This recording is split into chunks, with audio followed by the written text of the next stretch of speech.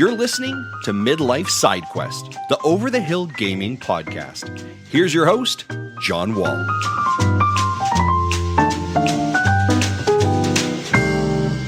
Welcome to Midlife Side Quest Game of the Year Edition, an entire week of episodes discussing the best games of 2022.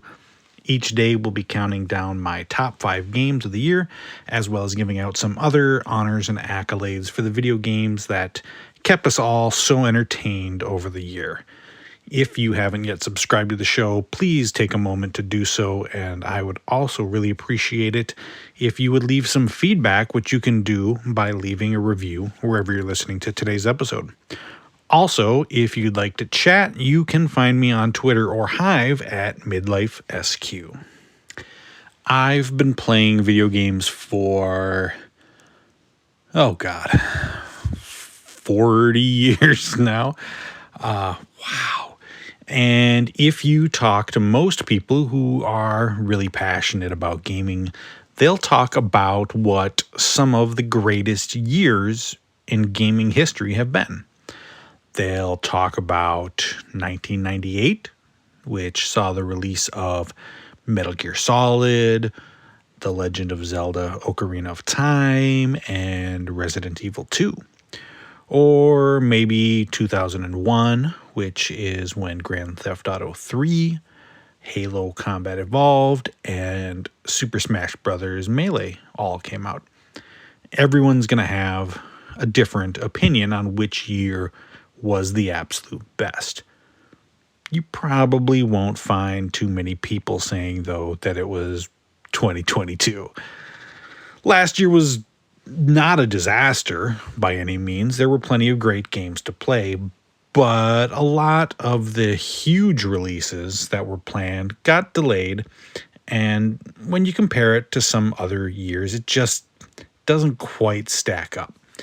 Sure, there was Elden Ring and a new God of War and a Pokemon, but the number of those big tentpole games just wasn't there.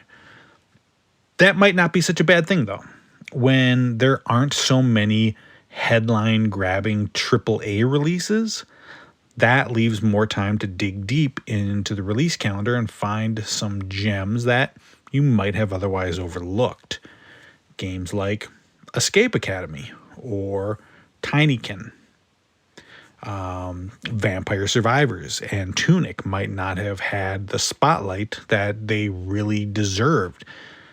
It's not the end of the world that we didn't get the next Zelda game or Starfield. There are so many cool indies and lesser known titles that are worth your time. You just gotta go find them.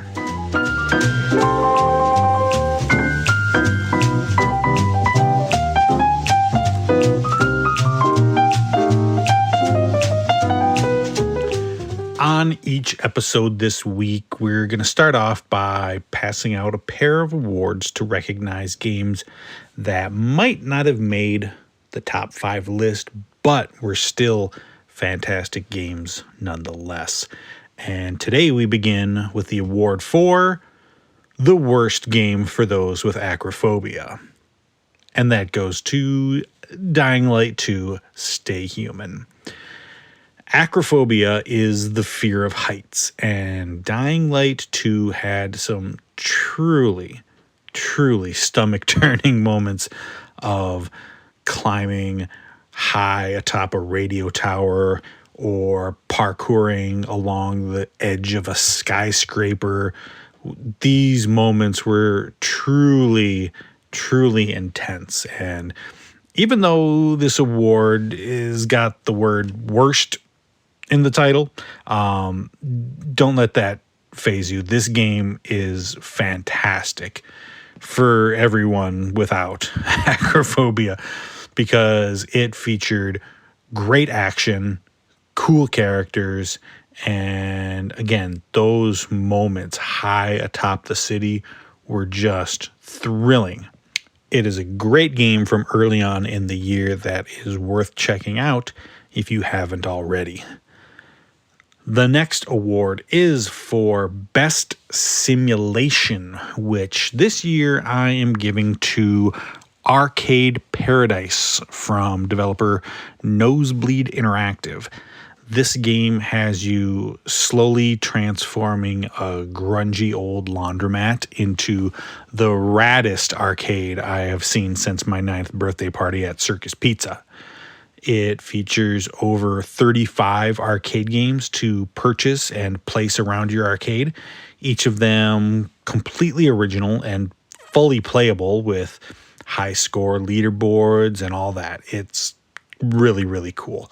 Spending your time playing the games themselves was a great game within a game, and it filled the time in between emptying the coin hoppers and picking gum off the side of the washing machines. I would have loved the ability to customize the layout and the appearance of the arcade more than what they allow, but that's what sequels are for. And it is still an awesome game with great retro vibes.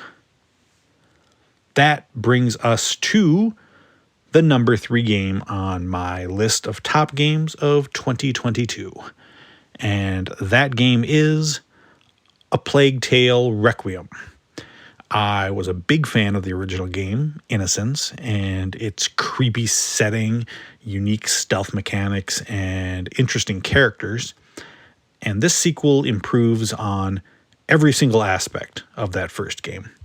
You're once again playing as Amicia, who is still on the run with her brother Hugo, who carries with him a supernatural plague, which has the power to unleash a swarm of deadly rats capable of destroying entire towns in their path.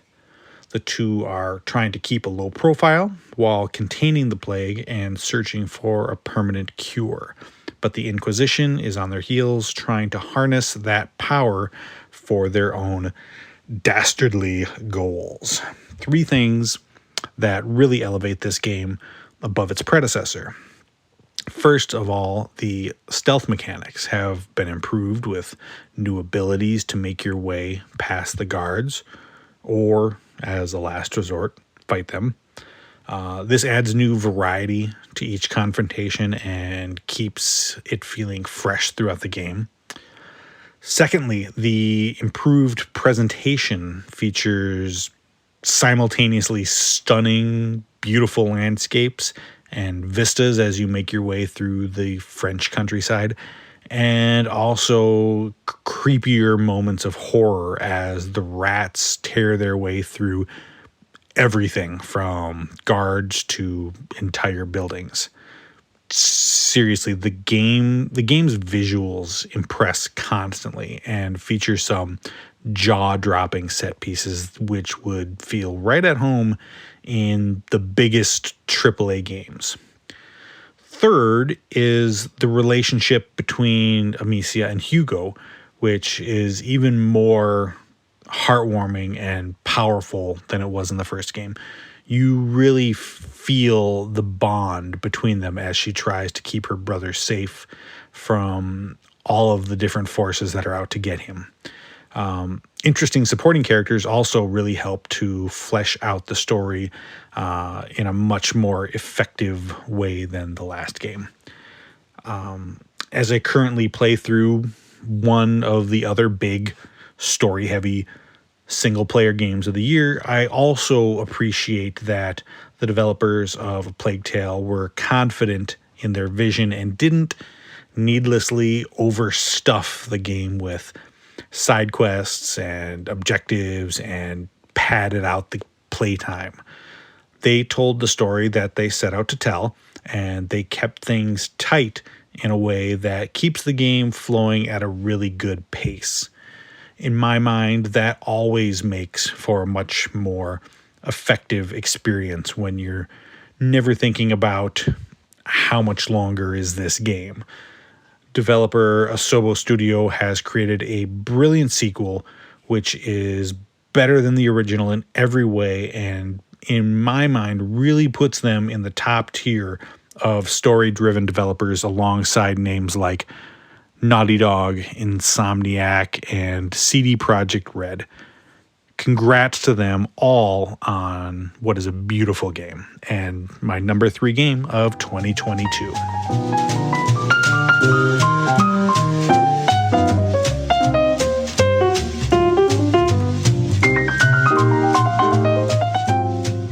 "2022 featured more than just great video games. So each episode this week, I'm going to tell you about some of the favorite things of the year that are not video games. And the first thing I'm going to be sharing today is the Guns N' Roses Use Your Illusion Super Deluxe boxed set, which, funnily enough, came out on the 31st anniversary of that iconic double album. I am an unapologetic GNR fan, and weird timing aside, this is an amazing collection of one of the greatest rock albums of the 90s. It features over 7 hours of music, including remastered versions of all of the songs, as well as 2 complete live concerts, one from New York's Ritz Theater in 1991, which was recorded before the albums had dropped, and one from Vegas in 92. They're rough, wild, and fun performances, which is just the way rock and roll is supposed to be. Guns N' Roses has a crazy history, and some of their music might not have aged so well looking back 31 years later, but they are a product of their time, and I will always love them for that. My second pick here is The Batman. I am a sucker for superhero movies, but I'm usually drawn to the MCU films. DC has had such a rocky last decade with the train wreck that is the Snyderverse, and even Joker, which was critically acclaimed. I found it to be pretty predictable and kind of boring, but the Batman, on the other hand, is disconnected from the rest of the DCU films, and I think that's a very good thing. It is dark, grounded, features a great mystery surrounding a creepy new interpretation of the Riddler, and Robert Pattinson delivers as the Dark Knight big time. I've always loved Batman stories that focus more on the crime families and the underworld of Gotham City as opposed to, these wild and colorful villains. So this movie, for me, was really a home run.